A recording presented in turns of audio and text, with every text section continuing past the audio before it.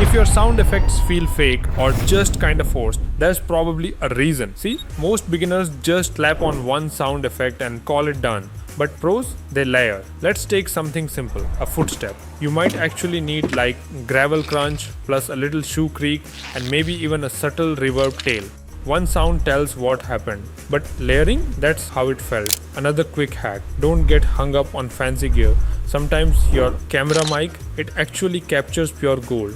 Little rustles, a breath, the imperfect stuff. Don't mute it, try blending it in. And honestly, if a sound isn't adding any emotion or timing, just cut it. Sound design isn't about more noise, it's about rhythm and feeling. Save this tip for your next edit. And hey, if you're still solo syncing sounds one by one, seriously, you need to check out what DSQR Studio can automate for you.